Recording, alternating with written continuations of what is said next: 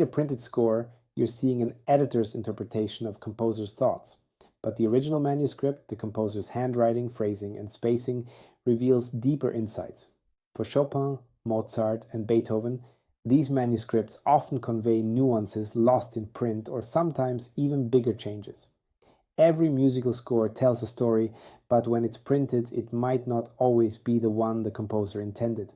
Let's explore how original manuscripts and printed editions can differ, and what that means for performers seeking authenticity. Chopin often sent different versions of his works to publishers in France, Germany, and England, leading to variations in the printed editions. His manuscripts show fluid phrasing and expressive markings that editors sometimes corrected, potentially altering the intended musical expression. When studying handwritten scores, you can often sense how the composer intended a phrase simply by the way it was written. Handwritten staves and notes are frequently grouped in a way that reflects the musical meaning, sometimes even subconsciously.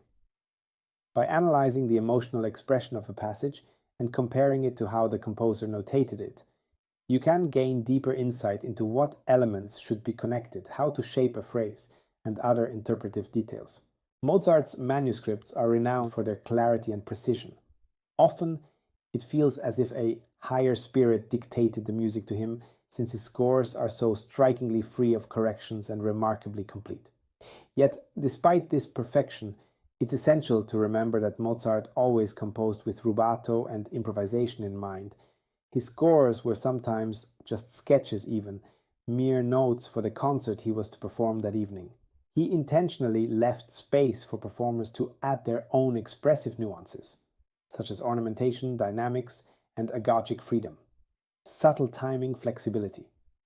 This raises an important question. How do we choose the right elements when freedom is allowed? At the heart of it lies Mozart's emotional expression. Once you understand the expressive atmosphere he likely envisioned, interpretation becomes a matter of natural music making. There are many good ways to play freely, since each performer brings a unique personality, background, and perspective, but there are also bad ways. I refer to this duality as natural versus unnatural music making. If you're curious to dive deeper into this concept, please check out my video on the topic. Beethoven's manuscripts are filled with revisions, crossouts, and passionate markings, reflecting his dynamic compositional process. Printed editions often streamline these elements, potentially missing the raw emotion present in his original scores. Pedal markings in handwritten scores often differ from those in printed editions, and occasionally even some notes are altered.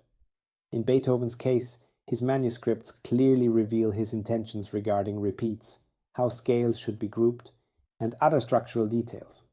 Although these scores can be more difficult to read, the musical insights they offer make the effort well worth it. Facsimile editions reproduce the original manuscripts, preserving the composer's handwriting in its authentic form. Urtext editions aim to present the music as the composer intended, free from later editorial additions. However, it's important to keep in mind that the composer's musical intention almost always included elements like rubato, natural phrasing, and freedom in ornamentation. These expressive liberties should always serve the musical meaning, which is the underlying story or emotion. Keep that in mind when reading urtext editions.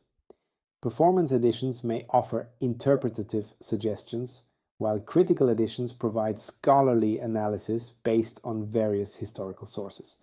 To get the most musically out of any of these editions, it's a good idea to check who the editors are and how they perform the works themselves, or read their articles, posts, and books to check their views if recordings aren't available. This way, you will gain insight into the interpretative choices reflected in the edition. Exploring composers' manuscripts offers a deeper understanding of their intentions and expressive and musical nuances. By comparing these with printed editions, musicians can make more informed interpretative choices. The goal is to bring the music closer to its original essence. But be careful and always interpret the markings and differences in a musical and natural way. It's best to get informed about the different ways to musically and emotionally understand the material and there is no better way than learn from the best in history. Check out how the best pianists of the late 19th and early 20th century play. You can also compare your own performance to their styles simply by using musicaldna.me. The grandmaster pianists of that era usually understand the music in a bigger context, and you can see the different variations of the same material in order to make the right choices for you. Thank you for watching. Please subscribe, like, and press the bell button to stay up to date. See you soon and have a great day.